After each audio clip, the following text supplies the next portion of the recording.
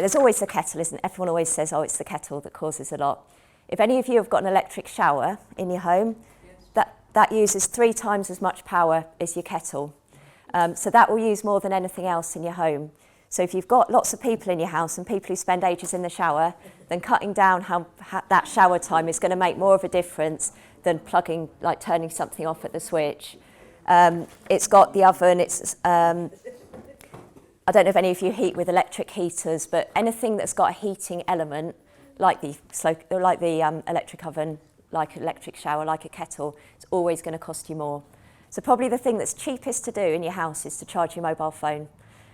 You could charge your mobile phone every day of the year, and it probably, well, under today's prices, probably no more than about £1.50 for the whole year. But, yeah, but if you have your electric shower on for an hour, it costs you £3, just 1 hour in the shower. £3 for 1 hour in the shower, or charging your phone every day. Yeah, so there is a massive difference between some of these things.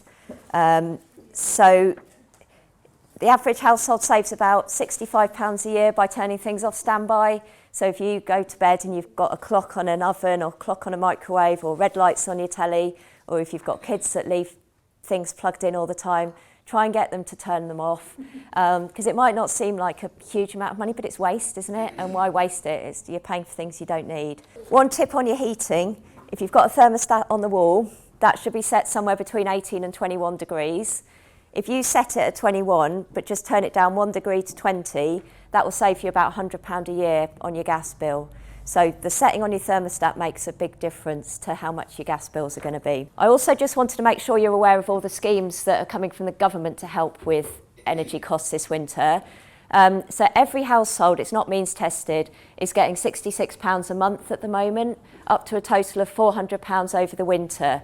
So if you pay by direct debit, you should have seen your direct debit either reduced by £66 a month, or you pay the same on your direct debit and the £66 get refunded into your bank account.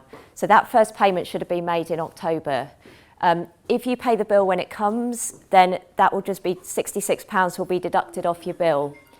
Now, if I'd come to talk to you about a year ago, I would have said, shop around for your energy company, make sure you're on the best deal. That doesn't really apply at the moment because the prices are pretty much all the same. But the only thing you can do to reduce your energy prices is if you pay the bill when it comes, think about switching to a direct debit, because paying the bill when it comes through the door every month or every quarter costs on average over £200 a year more than paying direct debit. So that's just something you could save on. Right, so, and the other thing if any of you are on a top-up meter, like prepayment meter, you should have got your £66 as a voucher where you take it to the shop and put it onto your key or card. Only about just over half of those have been redeemed so far. So if you think you haven't had yours, check any letters from the energy company, check in your email, in your spam box, because it should have come through. You don't have to apply for any of these things. There have been a lot of scams going around. So if you think I haven't had it, but I've had that text message telling me to apply, don't do it. Speak to the energy company instead and ask them why you haven't had it.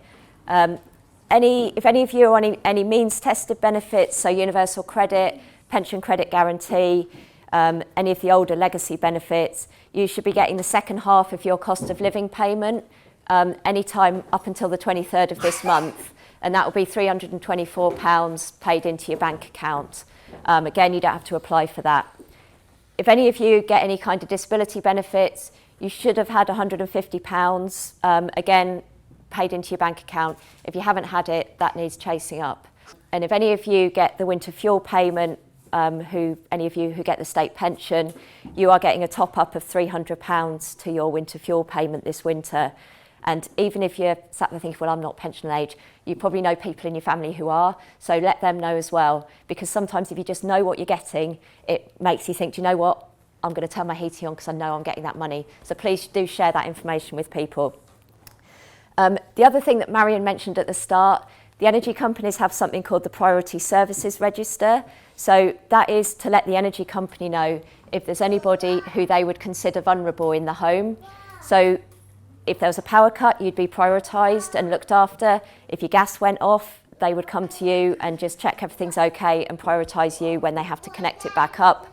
And if you are struggling to pay your bills this winter, then make sure you're on that so the energy company is aware and can give you more tailored support.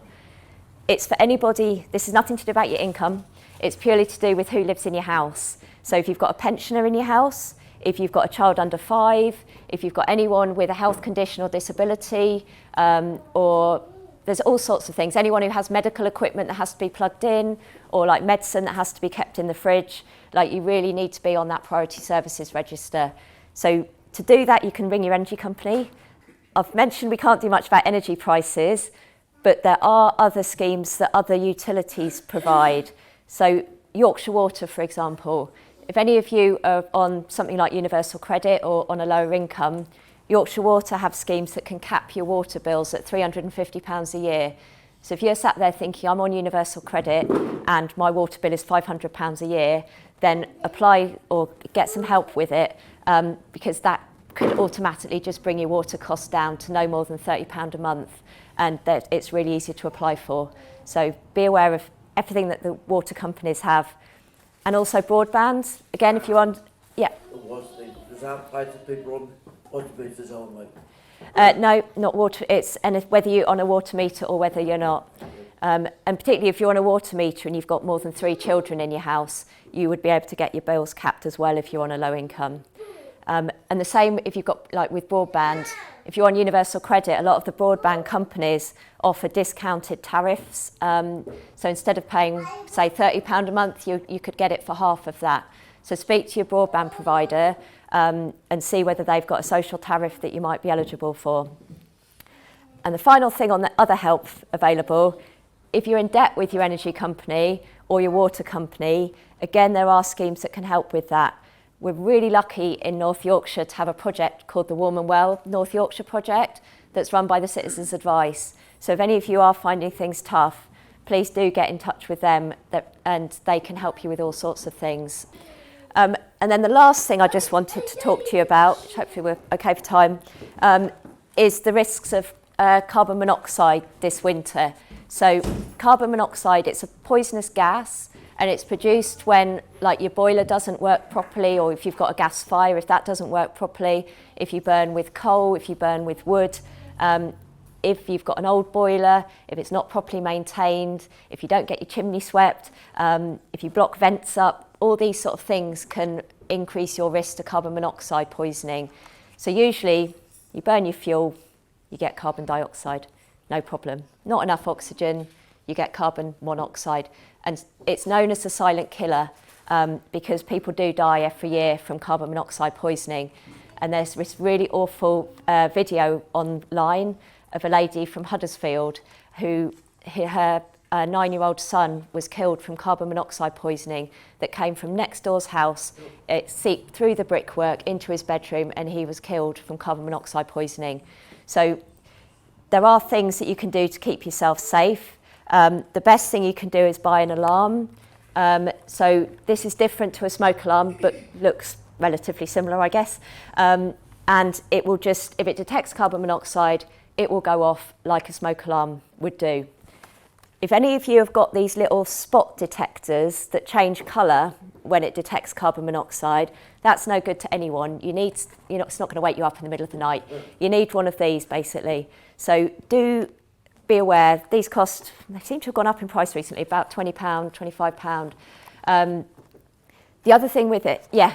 North Yorkshire Fire and Rescue, if you book a safe and well visit with them, they can provide a carbon monoxide alarm. Oh, fabulous. There you go. That's even better. Thank you. Because the thing with that as well is that the law has changed around carbon monoxide alarms as well in October. So if you're in rented accommodation, your landlord should be providing you with one.